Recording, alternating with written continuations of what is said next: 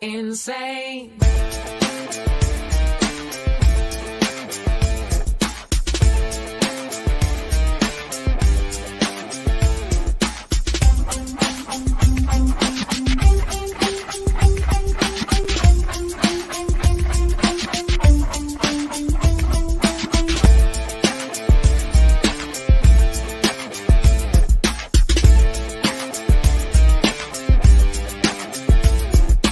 Insane. Hey, who'd you talk to? What's going on? It is me. It's Mike Lepre, King Michael. This is Legit Paranormal, brought to you by LegitPodcastsdotcom. It's November 28th, 2021, 11/28/2021. That number's not too cool for all you math geeks. Not as cool as 11/11/21 and all that good stuff, but you'll get there. You'll get another number soon. Joining me, as always, Buddy Thayer. Buddy, how are you, pal? Oh, I'm doing really good this evening, Mike. I spent a week in the hospital a few weeks ago. I felt like crap, and I spent the week exercising and adjusting to my new diet and looking forward to my one very delicious beer at the end of the week, at the beginning of the week. Whatever the hell you want to call it for me. Either way, I'm working. But tonight I'm happy to grab something straight out of Boston, like tonight's guest. It's Trillium. It's their Fort Point, which is named for a section of Boston where one of their breweries are. It's a double dry hop, which means it's extra dry. It's only a 6.6 alcohol by volume, which is really small for me. Usually I do the 8s and higher, but this is just a classic. It's one of their flagships. I highly recommend it. It's very subtle. It's very dry. It's very delicious. Awesome, buddy. You know what? Tonight, what I'll be doing is, again, I'll be drinking Coronas. And what I do is my Corona. I filled a missing part in the neck up with tequila. And that's a nice touch, Mike. I like that. Yep. Here's to you and your Corona and your tequila. I'll drink my good beers. All right, Chino. So tonight's guest, we're happy to welcome author Micah Dank, born in New York.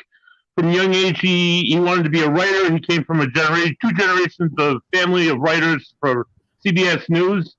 He studied language, literature, and criticism at SUNY Albany and SUNY Hunter College. And he became interested in the Stoic sciences, including astrology and astrotheology, which are prevalent in his book series. Welcome to the show, Micah Dank. Thank you. It's good to be here.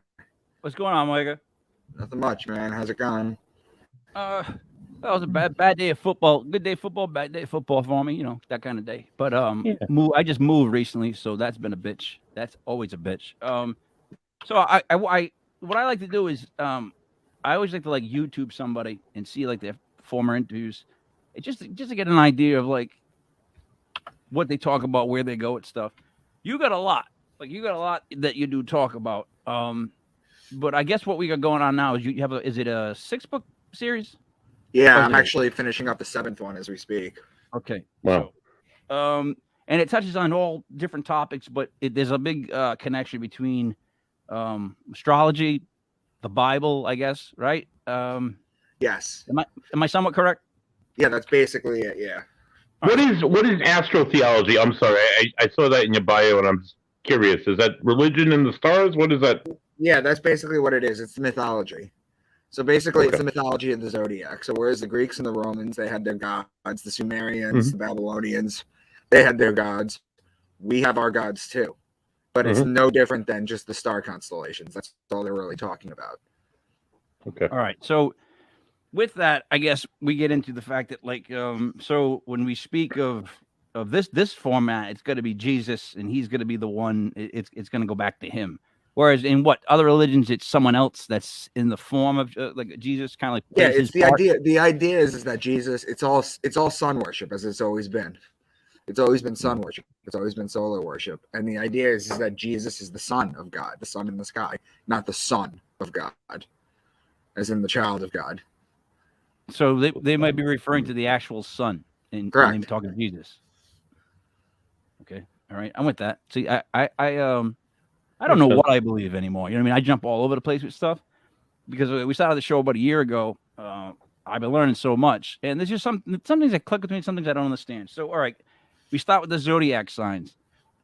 My always problem always was like how they connected the dots. Like in other words, if it was a connected dots book, it'd be a horrible one. That kid would look like he couldn't draw for beans. You know what I'm saying? Mm-hmm. That's how some of the zodiac signs look. It'll look like this, and they'll be like, "That's a bull," and I'm like, maybe I just can't see it because I can't even see those 3D paintings, those pictures. I can't even. Right. I mean, if you guys let me share my PowerPoint, I should be able to explain some of this stuff to you. Oh, cool. Yeah, hell yeah. Because quite honestly, like that's my first part with it. Like I'm always like, all right, I don't even get the shapes. Like how do we all agree on the shape? Because were we just looking for that shape because we wanted it to represent what we called it and like what it meant? Like what we looking for? Yeah, I mean, it goes back. So do you guys see my presentation? I saw the whole thing, and when it goes around in a kind of in a year, what each zodiac sign means towards that month, towards the sun, coming and going. Like the Leo is the line in the middle. Yeah, I watched like a couple of them. So what I'm trying to say was, here's where I'm confused. Wait, how do we all agree in the beginning that that's them? Well, it goes back. Can you see my presentation on the screen right now? Yeah, no. I can now. Oh, there we go. Nope. It's there. Hold on. No, it's there now. Oh, yeah. Picture of you and nice picture. your wife. And your Oh, that's nice. That's a nice haircut you got right there. Look at yeah. How about now? He really good in that. Did he look really good? He looks nice. Yeah, I like short hair. He cleaned up nice, Micah. How about now? Oh no, I can see it, dude. I don't know what Buddy's talking about. Don't listen to Buddy. I'm running this. I can see it on the screen. We're good. We're good. I can see it. All right. So it goes back. Your question goes back to the Lascaux caves, which are 40,000 years ago. Okay. What these Lascaux caves are these caves in Lascaux, France, that these kids wandered into, and they found a bunch of stuff in the back of the caves. Much like when they found the Dead Sea Scrolls, it was a child that ran in and found all these clay jars in the cave. They found things like this on the back wall, and on the left top left you see the bull. On the right, you see the many faces of the lion, and on the bottom, you see Sagittarius, or you see the horse. Now, in astrology, the bull is Taurus, the lion is Leo, and the horse is Sagittarius. It's just missing the guy with the bow and the arrow. They carbon dated this wall, and it came out to about 40,000 years, plus or minus 5,000 years. What they then did is they brought in an astronomer with a computer, and they rewound the sky back 40,000 years on this computer program to where they were located exactly. And they printed out what they saw. They superimposed it on the wall, and the constellations lined up exactly. So where they figured out that the bull was those dots, we don't have that. But we do know that they've known about the zodiac for about 40,000 years. All right. So, Micah, let's stop here for a second. Here's where I get this first part that confuses me. So we have the ability to date a drawing. Correct. Buddies, my small mind have a hard time getting over that. Like I think so, Mike. It's drawing. Carbon dating? How can they do? They use they can like look at what was used, the material that was used to how do you get the month? Color on the cave walls. How is it dated, Micah? Well, I mean, you just scrape a little off the animal and you carbon date it. Oh, I see. Okay, so they can take a sample and date some of this stuff. Right. That's what they did. Yeah. It came out to about 40,000 years plus or minus 5,000 years. Wow. Science, Mike. It's a thing. But what I'm saying is they represent months or certain times. So how are they so good at this dating that they can come up with the year and the month? Like, in carbon dating? Well, what I'm saying is like to know that it represented the Leo, like that point of the summer, like they can get that exact. Or well, there's a reason they created this program that wound back the weather. Let me go into this real quick. All right. Okay. Mm-hmm. There's questions you can ask in the Bible: how Jesus was able to heal the blind, how he walked on water, how he turned water into wine, why he had 12 disciples, why he was betrayed with a kiss by Judas, why he was dead for 3 days, why is his birthday on December 25th. All that could be explained with astrology. Now, Genesis 1:14 says, "Let lights appear in the sky to separate the day from the night. Let them be signs to mark the seasons, days, and years." So if you want, I'll explain the 12 signs to you so you understand what each of them mean. Please. Yeah, wait, but Go back to the last slide for a second. So my problem with this is, so this is based on the Roman Catholic version of the Bible and the calendar. So this is based on that, right? It's based on that. They came up with No, the these are calendar. based on the zodiac signs, these questions. They're not based on the calendar. You got to understand the zodiac signs and the months in the year do not line up. Anymore? Is that what it is? No, they never did. They never did. Like Aquarius would not be the month of January. It cuts between the month. Every sign has 10. There's 3 times 10. They're called deacons. That's where the church gets the word deacon from. There's 10 days times 3 in each zodiac sign. With that the sign is broken down into. But the months don't line up with the zodiac. They don't. But they used to use the zodiac. They didn't used to use the months. Okay. So it just got what? They just added more Roman, like, words. This is predating Roman, isn't it? But eventually they made it more confusing. By 40,000 years, guys. What I'm saying is they like attached all modern civilizations. What I'm saying is they attached it to months, where, like, in my head at least, whereas because people say to you, what's your sign? And you'll tell you they'll say, all right, well, just what's your birthday? And then you'll tell them your birthday and they'll tell you your sign. So there's something that we've agreed upon that it's between these days. That's my whole issue with it. It's just it's always been like that. Yeah, like Libra starts on September 23rd. Yep. I'm what's known as a cusp. I'm a Libra. I'm September 26th. It's 3 days before or 3 days after the zodiac sign switches over. I'm September 21st, Micah. What are you? 21st of September. Okay, so you're a Virgo. Yeah, I'm 3 the other way. I used to hate my sign as a kid. Did you? No, you're a Libra. You got lucky. The scales. I'm a Gemini. I'm like that. You're the twin heads. Mine was always personality type person, but I'm not bipolar. Go figure. Yeah, but mine was always this like a picture of a virgin girl with either like wheat or like a big vase, right? There was nothing cool about that as a kid compared to like the Taurus and the Capricorn. There is actually. Well, I didn't know it at the time. You know what I mean? I'm like, yeah, I just got this girl holding wheat. Like, you know what I mean? So I would love to be told about the signs because it'll probably, again, reinforce what I've been trying to figure out. So I'm sorry, you started me on a wormhole of Micah Dank. That's the issue. So you went down your own personal wormhole, and then today I just started watching videos that you were in it, and I was watching different things, and now I'm at this point where I got to ask these questions because now I'm losing my mind over it, dying to know. So yeah, please break it down. Aquarius is the first sign, which is represented by the man with the water pitcher.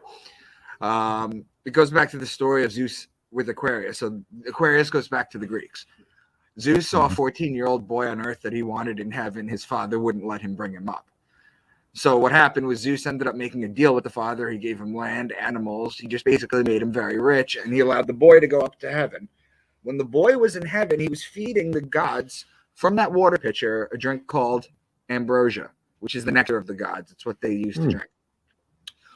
Now, the boy got fed up with doing this after a while, so one day he just took the pitcher and he went to the side of heaven and poured it over, which caused the flood on earth.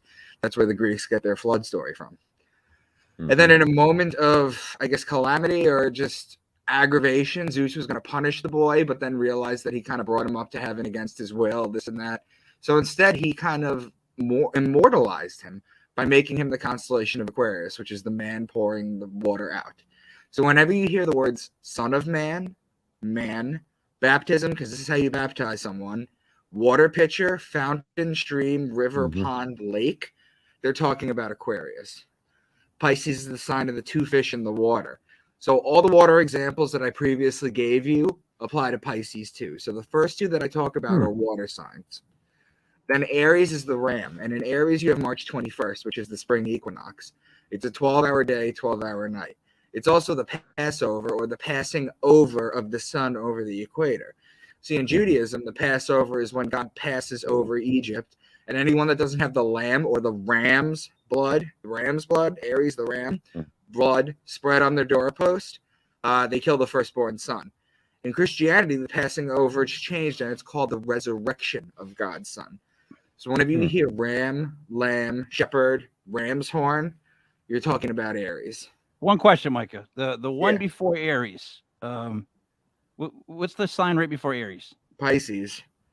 Pisces. So Pisces is like the Kraken from Clash of the Titans. That would be like a Leviathan, right? So that falls into that whole thing. Is there any truth to the Kraken? I'm being serious too, because it's in all kinds of different folklore, and I always seem to read it in all different types of mythologies.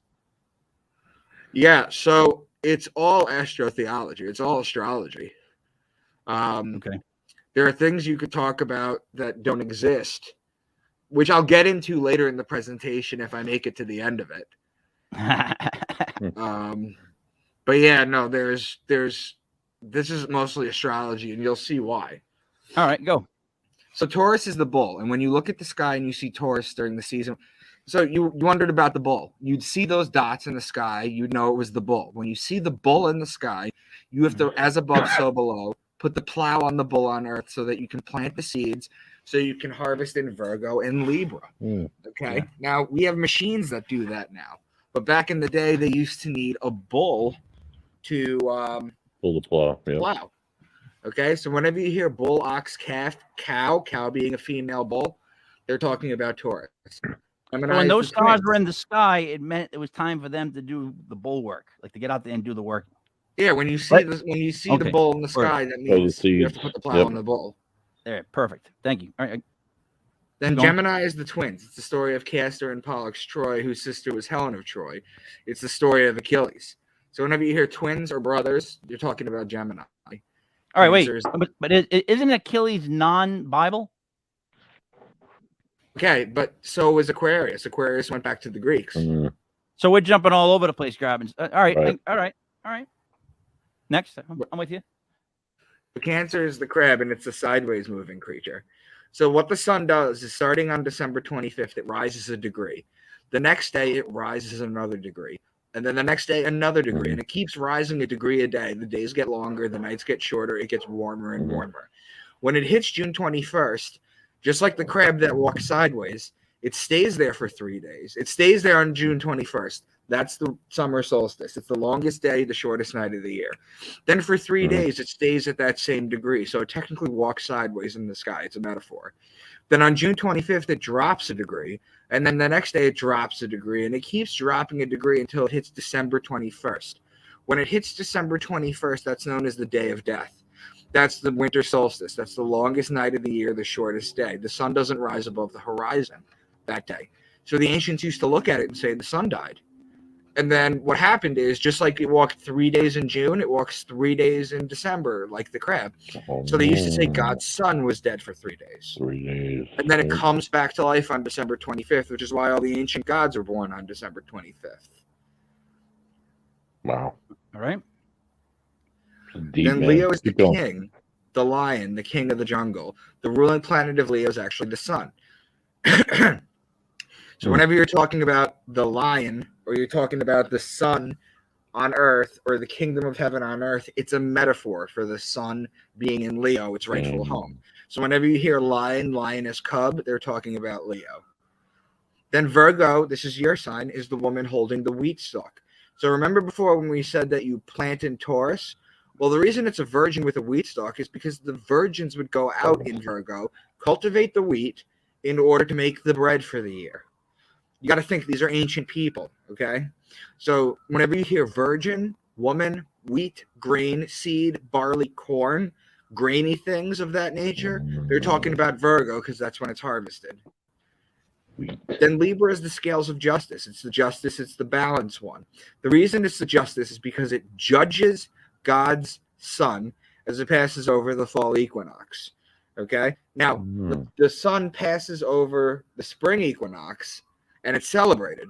But when it passes over the fall equinox, it's being sentenced to death, basically. It's going to its death. So it's mourned. Okay? So the Jews always celebrate the new year on the fall equinox. Okay? So basically, whenever you hear law, judge, justice, the just one, divorce, marriage, court, courtly things, lawly things, they're talking about Libra. Libra is also wine season. So when you press the grapes in Libra that you planted in Taurus, you get the wine for the year. Okay? So whenever you hear wine, vineyard, wine press, they're talking about Libra. One quick question. Yeah. Sorry, Micah. So you know how you say whenever you hear law, judge, justice, the just one, hear it where? Like, I just want to make sure I'm on the same ball field you are. A fair question. Fair question. Libra is the justice. It's the scales of justice, right? Yep. Yeah. These are words that coincide biblically with law. Biblically. Okay. Bit was law, judge, justice, the just one, divorce, marriage, court, things that you do in law. Okay. Okay. Whenever you hear wine, vineyard, or wine press, it's also Libra. Libra is also olive oil season. You press the olives in Libra in order to get the oil for the year. So there's a lot going on in Libra. Okay. Scorpio is the scorpion. He is the betrayer. When a scorpion bites you, it leaves an imprint in your skin that looks like two lips. And that's why the mafia has the kiss of death. That's where they get that from. It's why Jesus was betrayed by Judas with a kiss. Because Judas could have stoned him, he could have pointed him out, he could have hugged him, he could have done a million things. But he gave him a kiss because Judas is one of the 12 disciples. The 12 disciples represent the 12 zodiac signs. Judas is Scorpio. So the sun is judged in Libra and betrayed in Scorpio. And then finally in Sagittarius, this is where the bow and the arrow shoot the sun and inflict further punishment on the sun. This is where the sun dies. Why? Because on December 21st, the sun is at its lowest point. It cannot rise any lower. It's dead. It's the dead of winter. It remains at its lowest level for 3 days, which is why Jesus was dead for 3 days. When on December 25th, or the birth of God's son, it rises another degree and starts to make its way back on top. So whenever you hear horse, bow and arrow, spear, horsemen, they're talking about Sagittarius. Micah, the last one, I think it was the scorpion. You said that's Judas. Are the other 11 signs linked up to the other 11 apostles? Yes. Like in other words, Virgo has its own apostle. Correct. Virgin Mary. I never knew that. Okay. Yeah. I'll give you another example. This is a little more complicated, but you familiar with Simon Peter? Somewhat. Yeah. I know Simon Peter, right? Okay, you're familiar with Simon Peter. Well, you know, Michael goes Mike, Thomas goes Tom, John goes Jack. Yeah, things like that. That makes sense, right? But Simon goes Peter. So why does that make sense? Does that make sense to you? No, not at all. I don't know why anyone named their kid Simon and then come up with the nickname of Peter. Right. Well, it makes sense if you know your astrology. Now, I told you Judas was Scorpio. Yep. Simon is Peter. Do you remember what Simon's job was? What his job was on Earth? He was a fisherman, right? He was a fisherman. Okay, now what sign are the fish? Pisces. Fantastic. And do you know what the ruling planet of Pisces is? Would it be Venus? No, Venus is Virgo? No, Venus is Libra. I don't know. It's maybe Jupiter. Mercury? It's Jupiter or Jew-Peter. It's a play on words. Oh, wow. Wow. So you got to know your astrology. What? Mike, I got to tell you, being somebody who was raised Catholic and went to Catholic school for the better half of 8-9 years, a lot of what you're saying is like raising a lot of Catholic flags or showing me a lot of the ties that Christianity actually had to paganism at one point. You know, a lot of their beliefs and a lot of the Christmas itself was based on a pagan holiday, right? It's all kind of interrelated. Correct. But that's because it's never changed. It's always been solar worship, and I'm going to show you that. Oh, please go on. This is really fascinating. Capricorn is the goat because the goat likes to climb the mountain. That's what the goats do. The goats are good at climbing the mountain. Now look at the zodiac wheel on the right. Capricorn's at the bottom. So if you imagine a sun walking along the wheel, climbing a degree a day, every day along the wheel, he starts the climb in Capricorn. He starts to climb up the mountain. Okay? So and this will hit a lot of nerves with Catholicism. And but basically this is what it is. I mean, I'm not trying to piss anyone off or anything. This just is what it is. That's a good way to put things. Definitely makes a lot of sense, man. Now there's names for Jesus, okay? That you give to him in church. That people don't know when they venerate these names. It's astrology. Okay? Remember, Jesus is the sun, right? Yep. Mm-hmm. When the sun is in Capricorn, the goat, he's called the scapegoat of Israel. When the sun is in the man sign Aquarius, he's known as the son of man. When the sun is in Pisces, the two fish, he's known as the fisherman of men. It's also why he could feed the masses with two fish on the mound. When the sun is in Aries, he's called the Lamb of God or the Good Shepherd. When the sun is in Leo, he's known as the Lion of Judah. The lady holding the stalk of wheat, Virgo, he's born of a virgin, and he's called the bread of life. Libra, the scales of justice, he's known as the just one. Then he's betrayed in Scorpio, he dies in Sagittarius, and it's why he's worshipped on the sun day out of all days in the week. Blowing my mind, man. This is crazy. Go ahead, keep going. These are all names for him. Would you not agree? Absolutely, Are these not what they absolutely. They're all absolutely. I've heard of all of them, whether in church or in school. It's all astrology, guys. Now, look at the picture of Jesus on the left. I'm going to draw your attention to four things. The sun behind his head, his two fingers up, the heart, and the crown of thorns outside his body. Now, notice the two fingers are always up, the sun is always behind his head, and the heart's always outside the body. Have you ever noticed that when you look at pictures of Jesus online? Yeah. I'm going to explain that to you. The sun is always behind Jesus because he represents the sun. They did the same thing in Egypt with Horus. They always had the sun behind his head. Now, sometimes when the sun is behind Jesus' head, no matter how far back you look at drawings of him, they have the Knights Templar cross in the sun. But sometimes it's just the sun. Now, the two fingers up like that are an ancient Kemetic peace sign. And by Kemetic, I mean Egyptian. Okay? The John Lennon peace sign is a V. That's the British Victory War sign. Okay? This is the actual peace sign. So whenever you see pictures of like Baphomet or Satan or Lucifer or Jesus with their fingers up like this, or you can even go into Buddha or Krishna, you can go into all of these ancient deities with the two fingers up. That's the peace sign.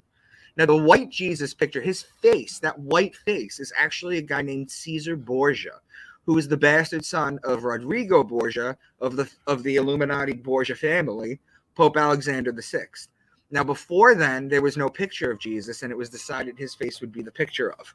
There was no face to Jesus before the mid 1500s, because what had happened was Rodrigo Borgia bought his way to the papacy, okay, and he had a son, Caesar Borgia. He was a bastard because they're all bastards. Popes never got married, but they did used to procreate, okay? There's plenty of evidence of that. Now, what they did was they made his face the face of Jesus. Okay. And another thing that happened around the time that Rodrigo Borgia became Pope was the printing press came out. So they were able to mass produce this and send it out. Now, the crown of thorns wrapped around the heart on the outside, and the heart is always on the outside, represents the rays of the sun. Jesus is crucified with the crown of thorns on his head. That's a metaphor for the rays of the sun because he's the sun. The heart outside the body represents the toroidal field or the human torus field. Have you ever heard of that before? Yeah. So let's stop for a second. Let's just pause 1 second. So the sun behind his head always, I thought, was to show a halo. No, it's not a halo. It's the sun. It's because he represents the sun. You can look at any other ancient god you want, and the ones with the sun behind their head, those are who the solar worship. It was Horus and the Egyptians. All right. Second, the peace sign. Jesus learned the peace sign from who? This is the Egyptian peace sign. Who told him it? I'm sorry? What Egyptian told Jesus to go like this when he wanted to say peace? So that's not really how it works at all. What happened basically was that the Jews borrowed a lot of things from the Egyptian Book of the Dead and the Egyptians when they wrote their own religion. The Christians borrowed from the Jews. So it goes back when you trace it that far back. If you've ever read the book of religion, I'm sorry. So you're saying they all borrowed religion, like the Roman. I'm saying yes, and I'm saying it's all the same story. It's the hero's journey, as Joseph Campbell talks about. It's basically the sun going through the 12 signs of the zodiac, being exalted, praised, then starts to fall. He's betrayed. He's killed. he comes back to life. It's the story of the Phoenix. It's the story of Jesus. It's the All right, story of Horus. So this picture right here, Jesus. Now, I know on the next slide you have a picture of the guy that was actually supposed to be inspired by. And I'll be honest, if that guy was like working for the cops as a sketch artist, I'd fire his ass ASAP. I mean, it looks like it looks nothing like the other version to me. Like, yeah, he's got a bit of a goatee, but it looks nothing like how luscious and beautiful. If you have the picture, watch how luscious and beautiful Jesus's hair is. And then this guy, I forget his last name. Man, I was trying to learn it. His hair's like Micah's got it. It's the next on his. So the toroidal field is this. It's an electromagnetic field out of the heart that extends 6 feet outside your body. That's why the elites are trying to keep you 6 feet apart during this pandemic, because your heart interacts with other people's hearts who are right next to you. If somebody's ever come up behind you and you've known they're there, they broke your toroidal field. It doesn't mean you're psychic. Okay. When you're interacting with someone else, it looks like this. Okay. This is the inspiration for Caesar Borgia. The question you have to ask is how Jesus, okay, and his name wasn't Jesus because the letter J didn't come into the alphabet until 1584. His name was Yeshua. Yeshua ben Pandera is actually his name. Okay. How is there a white dude in the middle of Israel? Egypt. Yeah, I know. Yeah, right. The guy on the right is Caesar Borgia. That's where he was inspired from. All right, but what I'm saying is, all I was saying was that's a really rough version of like being inspired. Basically, he was like, yeah, all right, long hair, check. Beard, check. Eyes, check. You know what I mean? Nose, check. But it looks completely different. Like I'm telling you, the guy on the left looks so beautifully drawn as opposed to the guy on the right. And it's always like, I wonder what he looked like as far as he was what, 5'10", 5'9", right? Dark complexion, right? Curly hair. If you just was really alive, that's what he would look like, right? Right. Now, I'm going to start going into some of the decodings that I do. All right. Oh, Have you heard of the phrase "pride comes before the fall"? Yeah, of course. Yeah. All right. I need one of you guys to explain it to your listeners what you think it means. It's all right. So first of all, it's used in sports. It explains that if you get too big or too high up on yourself, it will cause your downfall. Pride comes before the fall. Also, what I was taught was prides are lions, and somehow the lions come, which I guess would connect you to Leo, because this is what I'm trying to do in my head right now. So it comes before the fall, which would mean it would come before August, September. So let's say that's it. Let's say that it also represents the lions coming in before the fall. Right. So you've seen this presentation before. Yeah, I said that one in the beginning. You keep saying things to me like I don't know that I read it, so I'm just playing along. I figured that maybe that's make you feel better if I do that. Oh, I don't know, but I'm trying to tell you. Of course, I watched it, man. Goddamn. So let me get this. You don't believe any of this at all, do you? No, you think that. That's my favorite thing right now. You think that, but I believe you a lot. I have a hard time with them mismatching this. Like it's an amalgamation of different like religions. Like there's a word for it. It's called syncretism. Okay. All right. Why is it so weird that you said it yourself? Christmas with the Christmas tree, Santa, right. Santa Claus, the Claustrum. You say it with different things right there. He said how Buddy said that. Buddy did say that. Well, how they borrowed from previous things. That's what everything is. But who? I get that, dude. Here's my question. So who borrowed all this stuff and put this together? You know what I'm trying to say? I mean, it's a combination. So in 100 AD, there was something called the Senate of Jamnia, and that was in Jamnia, Israel. And what they did at the time was because, believe it or not, at 100 AD, they did not have the books of the Old Testament canonized, which means they were read out of order. There wasn't a specific order for them. So what they did was they got a bunch of politicians and a bunch of rabbis together and put them together. Now, an interesting thing happened, too, is that near 70 AD, right around the time of the Second Temple's destruction, there was a book called Mark that came out, which is the oldest gospel. Okay, Matthew's not the oldest gospel. Just like Genesis is not the oldest book in the Bible. Job is. They were just put in a specific order. So they deliberated whether or not to put the book of Mark in the Old Testament. Okay, so there's been a lot of changes, and then you know about the Council of Nicaea in 325. You know, there's been a lot of changes along the way.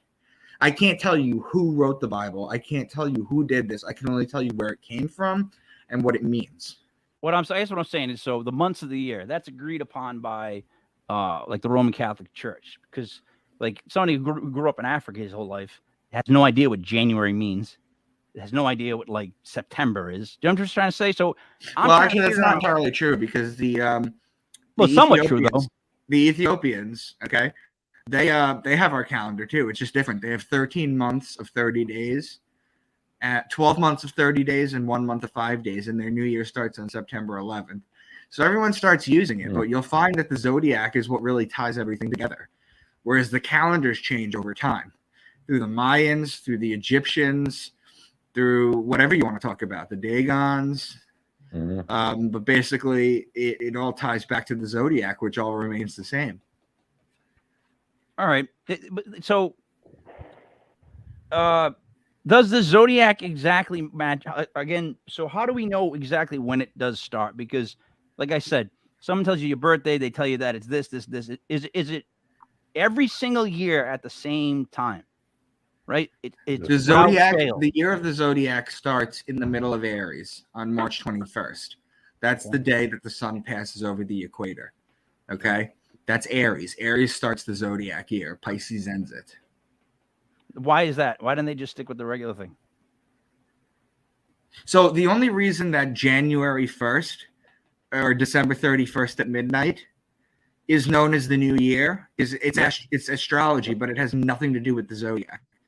Okay, on December 31st at midnight, if you were to go outside and look straight into the sky while everyone's banging their pots and pans or whatever, you will see the North Star. Okay, you will see the North Star at the top. It's at its height. Okay, it doesn't get any higher than that. Then you follow a line straight down. You have Earth. You follow a line straight down. You have the sun. Okay, perfect. It's a perfect celestial alignment. And because the North Star was so important, that's why they started the year. Aside from that, there's no significant reason the year starts in January 21st. The Jews celebrate Passover. The Christians celebrate Easter. Okay, so this is why it's in Aries. It's always in Aries. So two things. One, I totally understand now why we started on December 31st because of where the North Star is. Secondly, I don't understand why you would celebrate with pots and pans. That just doesn't seem like it makes much sense to me, Micah. I would use like those pop things, or I'd shake up some champagne or some stuff like that. You know what I'm saying? I don't know. Weird choice. Don't you think? Pots and pans? Well, that's how they used to do it here. I'm in Long Island, so that's how they do it here. I get it. Hey, I get it. They probably did it around here too back in the day. All right. So here's something I wanted to ask you, because this was like near and dear to what I've been reading on. Can we talk about DMT for a second? Sure. Was this something that now you did do DMT, correct? No, I have not. Okay. So you, well, I mean, I do it every night, but no. All right. So you didn't, but you know people who have, or you've done a lot of work into it where you know about it, correct? Right. Okay. I'm trying to come to grips with exactly what happens with DMT, because you hear from so many different people and it's confusing. Like I heard from Mike Tyson, and of all people, like he confused the shit out of me. He was like, when it hit him, he felt like, wait, no, yes, wee. And this is Mike Tyson going, wee. So I want to hear from somebody more intelligent. Does that mean it's just like you feel like you go? So DMT, for people who don't know what it is a drug. It's a chemical called dimethyltryptamine that is produced primarily in the pineal gland of mammals. Some reptiles too, and a lot of grass carries DMT as well. What DMT is it's a chemical that is produced by your pineal gland, which is known as your third eye. And I could talk about that forever. But basically what it is while you're sleeping and you're in heavy REM sleep, the pineal gland pumps this chemical into your body, DMT, and what it does is it causes you to dream. Some people say it takes you to alternate dimensions. Some people say that, it's a trip. You're tripping every night. It is what it is. You could make an argument either way on it. Mm-hmm. But the interesting thing about DMT, aside from the fact that it's piezoelectric, which basically means that if you took this DMT and you froze it, and then you hit it with a hammer, okay, sparks would fly out of it in all sorts of colors of the rainbow. It's brilliant. And the interesting thing about DMT is it's produced twice in your life. Once every night while you're dreaming. That's what causes you to dream. The other thing that it does is that it's produced in your body as your body is shutting down and you're about to die. So whenever people see the white light or they see dead relatives or they see this, they're literally being prepped for the afterlife. Okay, that's what this chemical basically does. It's a portal to the afterlife. Now, people synthetically take it, they make it, they smoke it, they vape it. That's what they do. What it does is it dissolves your ego. People that take this find themselves. See, we're very attached to our ego, our sense of self. Who am I? What do I think? How am I? This obliterates that, and it basically puts you in connection with the one, with the source, which is where you go back to after you die. This is weird because I've talked to two people that they've taken it, and the things they had in common were, one, that at the end of it, you realize that nothing really matters that much. Like you just come out of it like, everything's what it is. It's all the same. We're all the same. That's why it doesn't matter. And the second thing is the little yellow elves. They're called the gnomes. Gnomes. They're called the gnomes, and that's only on a specific level. Okay, so quantum physics right now. Okay, the latest thing we have is something called string theory and M theory. Are you familiar with those? A little bit. So string theory basically says that on the Planck level, and the Planck level is basically as small as it gets. Okay, on the Planck level, there's little vibrating strings, and the way they twist and turn and vibrate and shake and all this shit, what they end up doing is it gives properties to things. Basically, the five senses: color, smell, taste, by the way that they shake. Now, we can't see them. This is only hypothetical, but what string theory does is it posits the idea that there's 11 dimensions. Okay, that's how the math works out. Okay, now, all right, we only are now relearning this. But do you know who Hermes Trismegistus was, or the Emerald Tablets of Thoth? No, I definitely don't know those. So the Hermes Trismegistus, as he was in Egypt, was Thoth, who was known further back. Okay, right. In the Quantum Hermetica, there's a book called the Quantum Hermetica that talks about this. Now, I just told you cutting edge quantum physics talks about strings. Yep. Okay. Is this musical almost in a way when we speak of these strings, like the 11 dimensions? Do they kind of fluctuate, like almost like if you were playing like 11 strings because they kind of fire off at different times? Well, they vibrate and they twist in impossible patterns. So vibration, it all comes back to vibrations, right? It's all vibration, yeah. And that's what the third Hermetic principle is, which is 6,000 years old. The principle of vibration. That's the third Hermetic principle. Everything vibrates, nothing rests. So we're relearning a 6,000-year-old science. That's all we're doing right now. I'm with that. No, I've always thought things were vibrations. Now, your question is before string theory. String theory talks about the 11 dimensions. Okay, what you're talking about in the gnomes, you're talking about the little elves, the gnomes. Okay, that's a very common thing that's seen. And from what people who are trying to map, like Rick Strassman and other people who are trying to map the DMT universe, say that that's about the 7th dimension. All right. Wow. Jeez. Wait a minute. Is 11 dimensions counting ours or no? No. So the 11th is the all. The 11th is God. But I mean, number one, are we number one? Or are we just not counted in those? No, think about it like this. Plants are number 1. Animals are number 2. Humans are number 3. Time is number 4. Okay. Okay. And then from there on, we don't really know. Okay. All right. See, now that makes more sense. Micah, you're talking about dimensions. It has me thinking. I'm a ghost guy, and we often talk about ghosts coming from different dimensions. What's your feel on that? What's my feeling? I'm sorry, you guys are very. Do you think that's not your fault? Do you think that spirit? I'm sorry. I'll explain, buddy. Let me explain what you were trying to say. Yeah. Buddy's trying to say that. Do you think that ghosts exist because there are different universe crossing over at a time, or do you think that they're from this universe and they stay, and they can like stay with the feel, whatever the higher feeling was? You guys are familiar. You guys know that time is only time is relative in our dimension, right? It's a straight line. Yep. In our dimension. Space and time is a straight line. There's things physics tells us that that light bends around large objects and slows down a little bit. But everything basically works on speed of light and time. Okay. Didn't NASA once get a blip? Micah, didn't NASA once get a blip in the timeline? Meaning like it actually made like one of those blips. So they trotted on at different dots saying this is where other dimension could cross through. I don't know when it happened. Like I want to say like 20 years ago or something like that. It was a weird, stupid story about how they reported it made like almost like a blip, like not a heartbeat, but a very tiny one, like a boop. And they were just saying that the study of that and the way that they did that shows that there could be other timelines that would go through where the blip was, like dots going up and dots coming down. Does that make sense at all? Not really familiar with that, to be honest. Really? All right. That's what I heard. That's one of the things I read. I got to dig that up. It's like an old story about the blip, and they were trying to explain that that's where they could be other things. But please go ahead. So it's just my point that I was trying. My point that I was trying to make before was that time only works in our dimension in one way, in one linear way. So it'd be chaos. You know? However, when you leave this dimension and you go to higher dimensions, time becomes what's called malleable.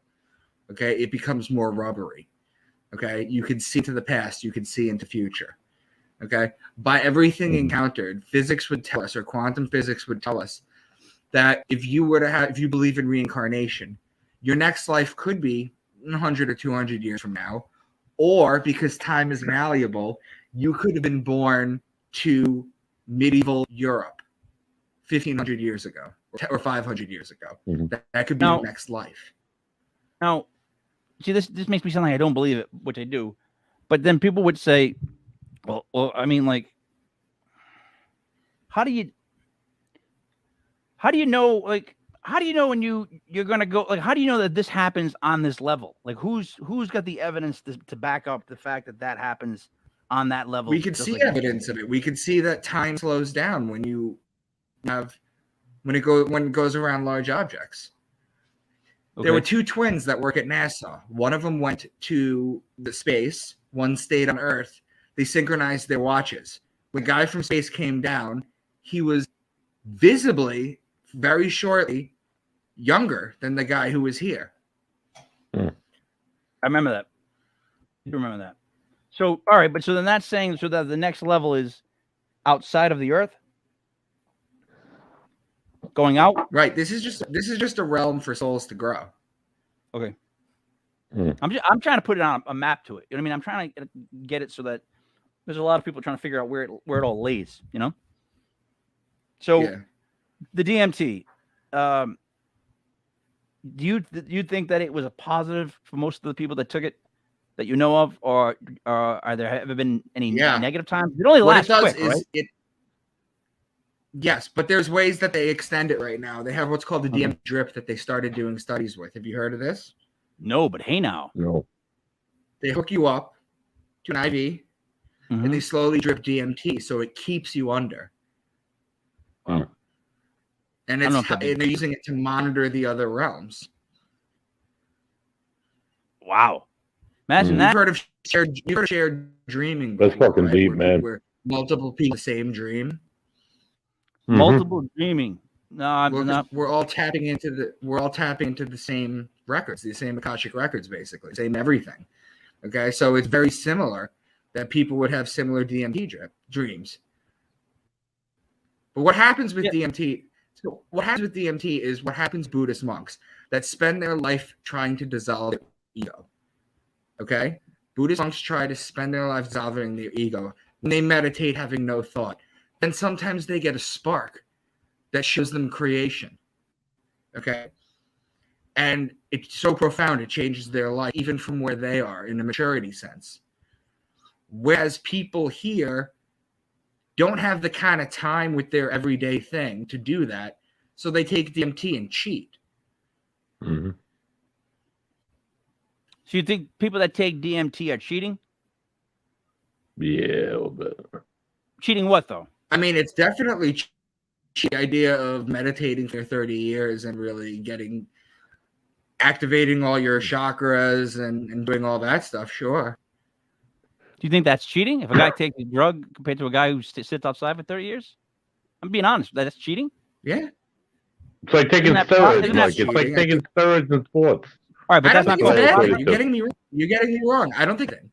That's Okay? progress. It's the Progress. same way. Let me ask you a question. Okay. Go Me ahead. and you clearly we both lift. Okay. We do? both lift. Let me ask you a question. Huh? I said we. We do. I haven't lifted in a long time. I'm being honest. I'm just assuming, looking at you, that you lift weights. All right. Well, maybe it's just a shirt. Just pretend for a second that you do then. Okay. All right. Now, if I I start have. taking HGH, right. Yeah. Now, if I start taking HGH, okay, that's cheating. Putting the work in. So here's where that comes into play. We're talking about cheating. Cheating how? In the sense that you're willing to put your body through negative stuff and be able to afford your family lifetime of security? Or are we talking about you're just this guy in the corner on Joey Big Biceps who just wants to take it so he can be bigger than his friends? Because to me, they're two totally different people doing two totally different reasons. And I think Exactly, taking a but now you're DMT expanding pill, the conversation. but taking a DMT pill, But you're to me, expanding, yeah. if I could do it, why would I not do that? Why would I say, well, you know what? I had to put the 30 years in of sitting and meditating, so I shouldn't take this drug that lasts like 5 minutes that apparently I didn't makes me say you understand should. that I don't I just exist. said that it's cheating. The right way to activate your DMT and to do that is to meditate for these years and to become a shaman, basically. All That's right. the I right get way to that. do it. But I don't think I'd now call it anybody cheating. on the street could do it. You must believe in the Tuck rule. Did you go for the Tuck rule with the Patriots against the Raiders? Remember when Brady brought it down and then it was a Tuck rule? Technically it was, but it wasn't. You know what I'm trying to say to you? Like I'm with you on that. I understand that it's cheating in a way, but I feel like maybe it's not because it's like a new way to achieve this. So if it's something new, Yeah, I agree with you. There we go, It's man. an Let's come up accelerant. with Can we call it an accelerant? Okay, that's good. Yeah. Let's call it an definitely. accelerant. All right. I'll take that cheating. Let's call it an accelerant. That it basically is. So that just comes down to like, does it matter? Does it not? All right. So the other thing though too was that blew my mind was you had a near-death experience. Am I correct? Yeah. Okay. But if you have to remember if you had a near-death experience, that's really rough. Did you have a near-death experience, something you would never ever forget in your entire life, and you went, yeah? I had one really quick where I just remember waking up and people were praying over me. That's the only thing that I had. I got really sick with like the blood started to go septic. But can you really quickly? So did you get the DMT part of it on the near death? That's what I want to know. I don't even have to talk about what happened. What I want to know is, did you get No, that? I didn't. All right. So I didn't. I'm not have going to that. go into details about what basically happened. All I'm going to say You don't have is that, yeah, all I'm going to basically say is that, Mike, have you ever had surgery? Surgery? Surgery, tons of surgeries, yes. Yeah. Tons. Have you ever been put under? Plenty times. Yep. A lot. When they put the mask on you and they tell you to count back, Yep. the very next thing you remember is waking up groggy and sore in the hospital bed, right? Oh hell yeah! You get the two and it's done. But you're out like a light for like 4 to 6 hours, depending on what you're getting done. Yeah, I always worry about what they're That's doing what to it's me basically too. like. You're not dreaming through it. The word anesthesia means literally with sensation. That's kind of what it's like, which is kind of what your dream is until you start to dream. You're lying there for hours and hours, just unconscious, not aware of anything. And then out of nowhere, a dream pops in your head or something happens. You see what I mean? And in those two circumstances, you're not always thinking. You're not always experiencing something. So the brain shuts down, and then at certain times when it gets into just the deeper sleep, that's when the dreams start. Does that make sense? Is that fact? That's what it basically is for me. All right. So, buddy, are you with that too? Like, so that you pretty much when you're sleeping, you're kind of working at it, and then when you finally fall into the deep sleep, the REM, that's when the dreams start.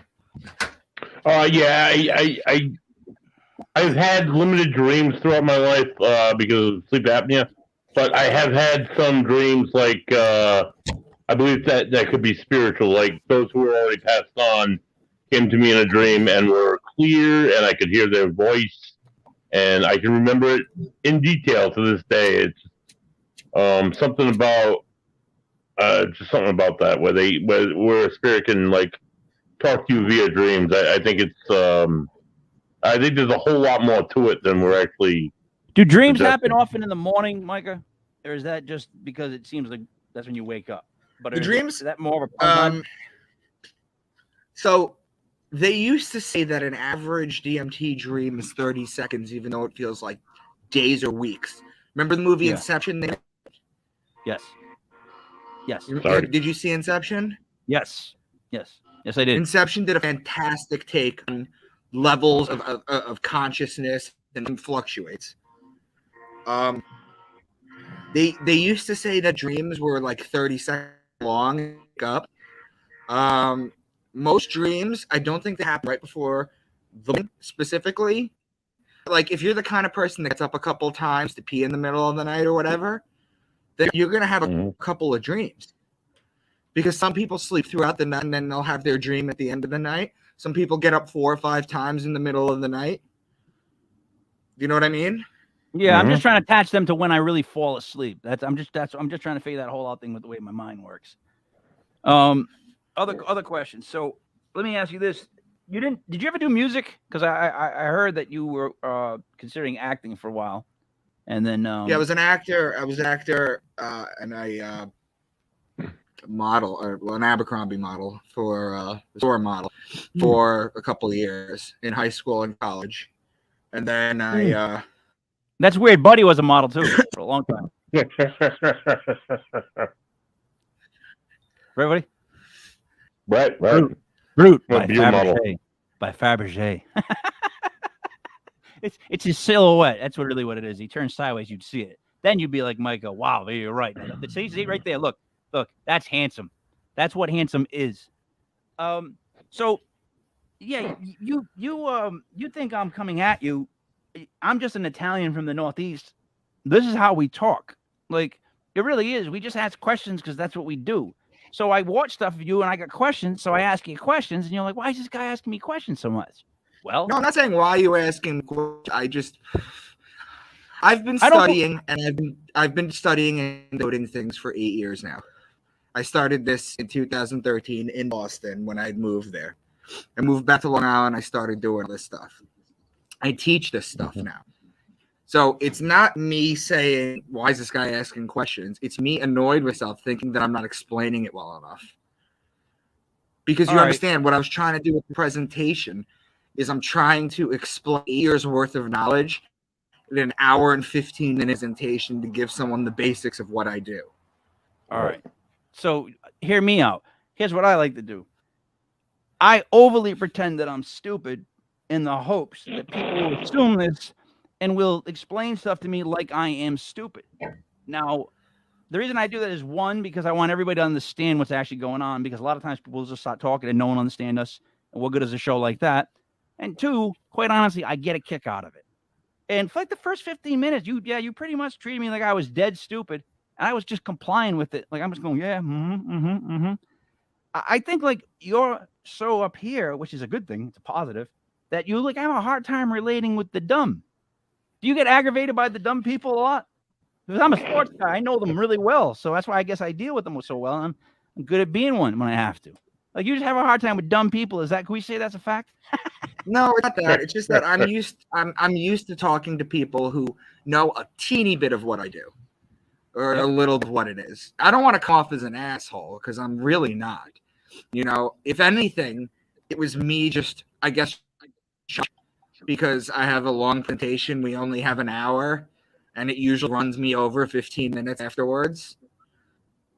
Yeah, well, I try to So make it's sure not that me thinking you're stupid. I don't think dumb at all. I purposely do that because I like to try to keep people from doing their whole presentation, like knock them off their kilter and let's figure this out. So like my issue again is all I'm saying is the borrowing of different things to make one uniform thing. That's the only problem I have, because it's like when you borrow from something, you're saying it was right, but like just about that. Do you know what I'm saying? Like that's where my issue is, and that's what I've been trying to like wrap my head around. I understand everything else. And I too believe vibrations is everything, but I'm just figuring out, like, way back, someone had to make the decision to borrow that from this. That's where I have issue. And the dating of the certain things has always blown my mind. Like I can't, I wore a shirt out last night that I got in 03, and Dave was like, "Well, that's a nice shirt."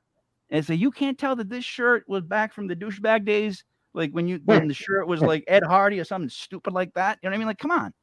Like, but it's dated. You know what I mean? But I can't even put my finger on a shirt. So my point of view was, you're looking at drawings in a cave, and people are able to go, yeah, that drawing was from 4,000 years ago, and it was in this, like, around this time. And I'm like, holy shit, that's incredible. Well, you got to be able to read. You got to be able to read Hebrew. You got to understand your Greek, your Italian, your English. You got to be able to understand this. It's called syncretism. It's when you'll start to, you look at everybody's history, they all tell the same stories. They do. They just borrow from different things. Like in my presentations, I borrow a slide or two from other people's work. Is it because I thought that I thought it was like the best part of it. That's what he did. That's basically what they did. It's like a mixtape. However, it's from the Roman Catholics' version of a mixtape. That's my other issue too. It comes from their words, their kind of month, their kind of like year. It's like they got everybody's information. They were like they stole these different sounds from like the rap group down the street. And they did, Michael. Next thing you know, it's like Fishbone, or it's like a band like Faith No More, and it's like, where the hell did they come from? They can do everything. So that's my point. Which is like, you know what I mean? Like where they put it together, like musicians do the same thing. Musicians borrow. They mix, they mix instruments, they mix styles, steel riffs. It's constantly evolving. Everything's constantly evolving. All right, buddy. You had any questions before we wrap it up? Of course. I can talk about this for another hour and a half, dude. This has been incredibly fascinating. I have a love of history and a lifelong study of religion and history and whatnot, and I'm following everything you're saying, and it's absolutely fantastic. I'd love to have you back on. Are we wrapping? Is this the wrap? This is my last thing I'm saying here, Mike? Yeah, we got it. It's 102. All right, we got it. So next week, if you're available, tune in. If it's not, you can catch us always on YouTube. Next week, we're having Leslie Mitchell-Clark on the show. She works with light. She works with hypnotherapy, past life regression, and stuff like that. It should be a cool show. Again, this stuff just blows my mind, and I could listen to you guys talk about it like all night long. So Michael, thank you again for coming on, Micah. It's been awesome. Let's talk about where we can find the books and where we can find more on you. So, Amazon, is that where we're looking? Like, where do you want them to look for your books? Yeah, you can go on Amazon. You can go on Amazon. Right. The book series is called Into the Rabbit Hole. Yep, that's the name of the series, right? As opposed to the book name. Yeah. All right.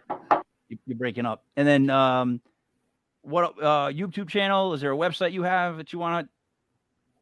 No, just I'm on Twitter at Real Mr. Dank. I'm on Instagram and Facebook at Micah Dank.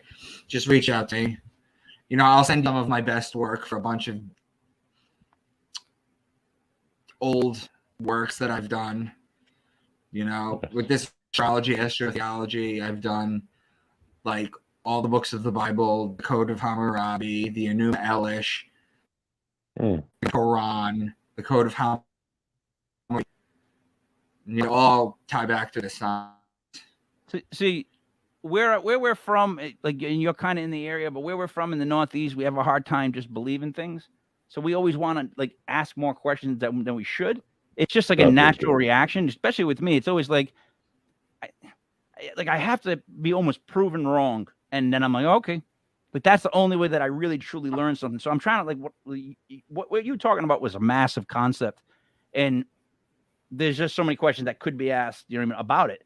But like, I'll be honest, though it sounded confrontational, I actually enjoy the answers. That's how I kind of like things discussed, and like I want to know when I'm wrong. The last thing I want to come off is that I was annoyed at you, or pissed off, or frustrated. I wasn't. I thought I was explaining it wrong. I thought that I wasn't going fast enough because I had this long presentation, and then we ended up going on a tangent and ignoring the presentation, which I'm totally fine with. You know what? This is proof, though, of Micah. You did not watch any of our old shows. Because if you did, my friend, you would have expected this from a fucking mile away. Like, you would have been like, oh, all right, they're going to talk about some stuff. Then they might talk about this. They'll get back to my stuff. Then they're going to talk about this. All right, I get an idea. So I did all the legwork for you, Micah, but you went and broke my heart, right? My heart. You assumed that I work out, and then you did this to me. That's 2 strikes, man. I mean, come on now. Come on. You got anything you want to add, Mike, before we go? Nothing? You good? Wait, nothing? Yeah. All right. Buddy? I thought the Zodiac thing again was awesome, dude. Thanks again.